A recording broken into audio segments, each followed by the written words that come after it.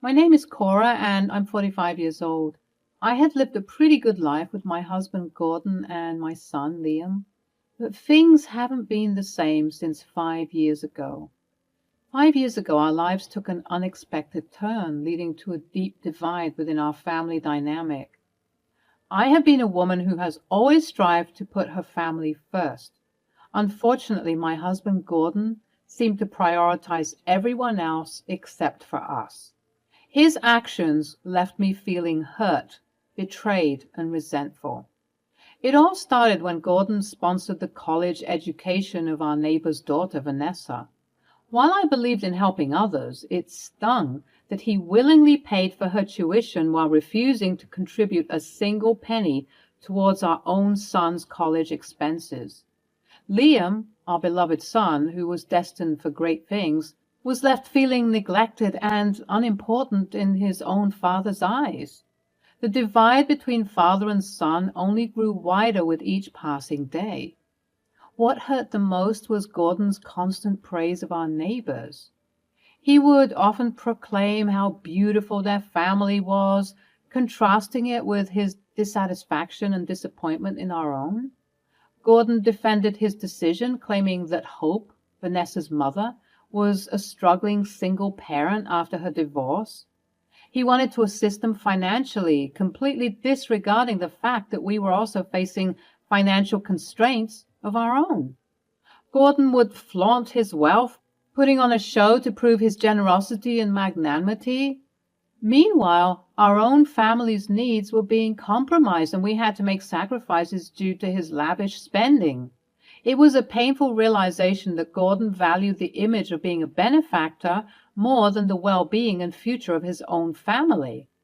The tension between us grew to unbearable levels, and Liam, feeling rejected and resentful, decided to distance himself completely from his father. He made the difficult decision to move out, seeking solace and understanding elsewhere. It was a heartbreaking moment for me as a mother, witnessing the emotional toll that Gordon's actions had taken on our son. Liam, please reconsider. I don't want you to leave like this. We can find a way to fix things, to mend our family. Mom, you know I love you and it breaks my heart to leave you behind, but I can't keep living in this toxic environment. I need to focus on my growth, my future. Dad has made it clear that he doesn't value me or my dreams. I have to put myself first and create a life where I can thrive. Liam, don't be so dramatic. You're blowing things out of proportion. You're acting like a spoiled child. No, Dad. I'm done listening to your excuses and empty words. You've neglected me for far too long, always putting others before your own family. I won't allow myself to be treated as an afterthought any longer. I deserve better. How could you say that, Gordon? Liam is leaving because of your actions and your neglect. This is on you. Oh, now it's my fault. You two always gang up on me. I've done my best for this family. Your best? Your best was paying for someone else's child's education while refusing to support your own son. You've pushed Liam away with your selfishness and favoritism. I can't believe I ever trusted you with our family's well-being. As Liam walked away that day, a heaviness filled the air, and my heart shattered into pieces. I watched my son leave, torn between my love for my child and anger toward my stupid husband. Gordon stood there with a mixture of regret and stubbornness etched on his face, though he'd never admit it. He realized the consequences of his actions. As the years passed, the wounds remained fresh, and I found it increasingly challenging to maintain a sense of peace within our household. The resentment festered deep within me, fueling a desire for revenge, for justice. I wanted to expose Gordon's hypocrisy and make him realize the pain he had caused our family. After enduring this pain and suffering in silence for 5 years, I had had enough. It was time to confront Gordon and make him face the consequences of his actions. No longer would we be pushed aside, neglected, and treated as secondary. Our voices would be heard, and our worth acknowledged. As I prepared myself for the battle ahead, I knew it wouldn't be easy, but I was ready to fight for the justice our family deserved. The stage was set, and the pieces were falling into place.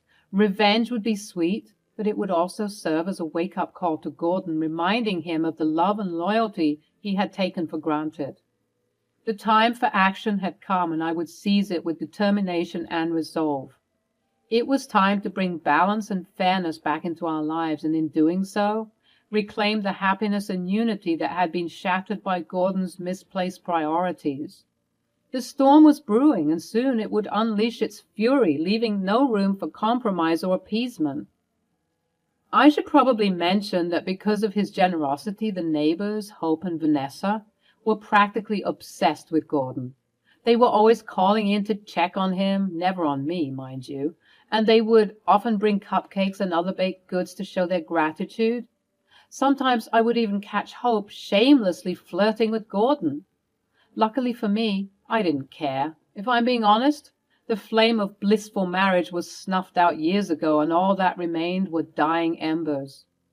One day, Hope and Vanessa made their infamous visits. I opened the door for them and greeted them.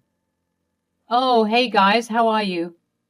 "We're doing just fine, thank you. How are you?" "I'm well, thanks. Come in, come in." "Is Gordon home?" "Yes." "Oh, how lovely. We came to drop off the cookies we made." "I hope he likes them. He always likes our cooking, Vanessa." "All right, well, have a seat. Please feel at home." "Oh, trust us, we already do. Your husband is so compassionate and kind, and he's so charming and handsome, too." "Excuse me?" I just mean that you're so lucky." "If only you knew." "What was that?" "Nothing. I think I hear him coming down now." Gordon made his way downstairs, shouting about how he heard a lot of noise and that I needed to keep it down. But when he saw that it was his favorite family who came to visit, he plastered on a big smile. "Oh, Gordon, it's so wonderful to see you. We've missed you and your lavish lifestyle. You're such a successful and generous man." "Yes, Gordon, we've always looked up to you. You've been an inspiration to us all. Your wealth and achievements are simply remarkable. We just wanted to show our everlasting gratitude by giving you some cookies." "It was certainly nice of you both to drop by. Gordon has always been quite the charmer, hasn't he? Ladies, please make yourselves comfortable. Cora, be more hospitable. Can't you see our guests are impressed by my success?" The afternoon was spent with Hope and Vanessa continuously gushing at Gordon's stories, and he was just soaking in all the glam and glory that he was receiving from them. It must have been nice playing pretend for a while, but I was getting sick of hearing it, considering how he never spent that money on his actual family. So I got up and left. Eventually, as evening set in and the guests had finally gone home, Gordon approached me with an angry look on his face. "What the hell is your problem?" "Whatever do you mean, my kind and generous man?" "Cut the crap. Why did you leave? Are you trying to make me look bad?" "Me? Make you look bad? You do that all by yourself, Gordon." "Why do you always have to ruin everything?" "Ruin everything? You've ruined our family, Gordon. I have every right to feel upset, and if I have to leave the conversation because I can't stand you, then that's exactly what I'll do." "You're just a bitter, resentful woman. No wonder our son left. He's better off without you." I stood there stunned by the harshness of his words. Deep down he knew that his neglect and favoritism drove our son away, but the pain of hearing it, spoken aloud, especially after so long, pierced my heart. It's like I could hear the cracks in our marriage deepen, and these wounds seemed irreparable. "How dare you say that? Liam left because of your neglect. You're prioritizing everyone else but your own family. You've never truly supported him or shown any interest in his dreams. You have the money to do so, but you just chose not to support him. How could you be so cruel?" "That's not true. I've done so much for our family and Liam. I sponsored Vanessa's college tuition to help her get ahead in life." "Yes, and you were so generous to Vanessa. But what about your own son? You refused to contribute a single penny to his education. You made him feel worthless and abandoned." "You don't understand, Cora. We had to help Hope and Vanessa. They were struggling after the divorce. I wanted to make a difference in their lives. Why? You're not Superman. It's not your job to help on such an enormous scale, and you can pay for 1 million kids' education. I don't care. But refusing to pay for your own son, now that's low. I wanted him to learn on his own. I didn't want to give him any handouts. You're his father, Gordon. It's okay to help him and pay for his education. You left him to fend for himself when you had the means to help, but you choose not to show him that you didn't even care about him at all. I didn't realize how much it affected him. I thought I was doing the right thing. Well, it's too late now. Liam has moved on, and I don't blame him. He needed a father who would be there for him, support him, and believe in his dreams. Not someone who chooses to help everyone else except his family. Gordon looked distraught, as if he was only now realizing the weight of his actions. His pride and arrogance had run so deep that he really didn't know that what he was doing had a serious impact on this family. He looked remorseful, but I wasn't satisfied. He started apologizing profusely, begging for another chance, but my well of sympathy had already run dry. Oh, so now you want to listen to me. I've been repeating the same thing ever since Liam left, Gordon. Why the change of heart now? I don't know what came over me. Well, it's too little too late. I'm not interested. I'm not interested in your excuses, your apologies, or anything else you have to offer. I want a divorce. I saw the last piece of resolve completely shatter in his eyes. Good. Mine had been missing for years now, and honestly, I don't know why I stayed as long as I did, but now I was ready to leave. Cora, please, let's talk about this. What is there to talk about? You've already ruined everything. You might as well marry Hope and adopt Vanessa as your own, since you're obsessed with them. I don't want them. I want you. I want Liam. You haven't spoken to him ever since he left. Just the other day when I was on the phone with him, you refused to speak with him. I know, but I would like to try. You're pathetic. I wish I did this sooner. Perhaps I wouldn't have wasted years of my life waiting for you to do better. But now I don't have any patience left. I'm leaving. Cora, please, at least stay the night. It's late. You can't go anywhere at this time. It's not safe. Just stay the night. We don't even have to sleep in the same bed. Ugh, fine. I'll stay the night. I'll need to pack my things in the morning anyways. I went to bed, whilst Gordon went downstairs to sleep on the couch. Surprisingly, I wasn't too hurt by everything. I meant it when I said I was done. I had nothing left to give Gordon, and I was ready to leave. Gordon, on the other hand, appeared to be a wreck. I could hear his sobs throughout the night. The next morning I got up, made a quick breakfast, and got to work packing up my belongings. All the while, Gordon was trying to stop me, putting things back in place and unloading my items, but I continued to work, and by the late afternoon, I had most of my things in boxes and lined up at the front door. Gordon stopped halting my progress several hours ago after I shouted at him and threatened to leave then and there. I was proud of myself for the progress I made, and I knew that it would be long before I was finished. But something put a complete halt to my progress, and I was not happy about it one bit. The doorbell went off, and I was surprised because I wasn't expecting any company, especially at 6 p.m. I opened the door to none other than Hope and Vanessa, beaming eagerly on the other side just as they had done the day before. "Oh, hello, Cora." "Hello. What a pleasant surprise." We all looked at each other with confusion. I didn't know what they were doing here, and they too also looked confused, like they were supposed to be here. I invited them inside, and I noticed their looks of confusion grow as they saw the boxes lined up near the entrance. I could tell that they wanted to inquire, but considering how awkward our encounter was in the beginning, they must have decided against it. I invited them to sit down, and we made some small talk, but it was still very awkward. What were they doing here so late? As if she could hear my thoughts, Vanessa said, "We're here for the dinner that Gordon said would be happening." "Dinner?" "Yes, he said that you had invited us over for dinner, which we are tremendously grateful for. Your generosity is always appreciated, really." Would you excuse me for one moment? Oh, sure. After giving them some refreshments and snacks, I marched right upstairs to confront the idiot that I had the displeasure of calling my husband. What the hell is wrong with you? What, are they here? You slimy little... I knew you were going to be upset, but I had to seize this opportunity, Cora. What opportunity? Haven't you embarrassed me enough? I thought that we could all have a nice dinner together. And when did you decide that?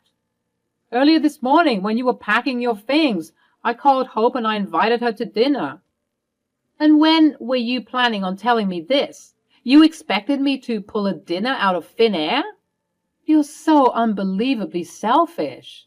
I thought that if I could just show you how good they are as people and that they are worthy of our help, then maybe you wouldn't leave me, and maybe Liam would come back and we could all be happy once again. I don't know when you're going to get this through your thick skull, but I am not interested in being with you. And I'm certainly not interested in sticking around as you try to play house with two families at the same time. Are you sick in the head? Cora, I'm getting sick of this attitude. I let you have your little temper tantrum. I even let you finish packing your things so that you could be satisfied. But now you're doing too much. Doing too much? You thought that I wouldn't leave after packing all of my belongings and telling you that I wanted a divorce? Yes, because I know you. You wouldn't leave me. Is that what you really think? That's what I know. Besides, you should be thanking me. I've allowed you to apologize to both Vanessa and Hope for your leaving in the middle of our afternoon chat yesterday. You can make it up to them by preparing a lovely dinner. Now go and do your job. When I tell you that I have never yelled and screamed so much in my life, I was convinced that the neighbors heard all of the commotion. We lived in a pretty well-to-do neighborhood considering my husband's wealth, and so I was pretty sure that someone was going to call the cops. But at that moment, I didn't care, not one bit. I yelled every obscenity that ever existed. I threw things around his office, and I yelled about how he was the worst thing to ever happen to me. I yelled at him for a good 10 minutes, and whenever he tried to interject, I just yelled even more. Until finally, he was left speechless, completely flabbergasted that I would speak to him like this. You're nothing, and that's all you'll ever be. See you in hell. And with that, I went downstairs, still huffing and puffing from what was the worst screaming session I could ever anticipate. I could already feel my voice getting hoarse. I found both Hope and Vanessa rigid in their seats, their faces paler than a vampire's. They heard everything. Vanessa said, I know it's not my place to say anything, but what is going on? Is everything all right? No, Vanessa, everything isn't all right. If you must know, you can certainly find out all you need to know, though. You can meet your father upstairs and ask him yourself. Both of them looked super perplexed. Oh, why do you look surprised? Which father? Oh, well, the father that's been taking care of you. Let me bring you to him.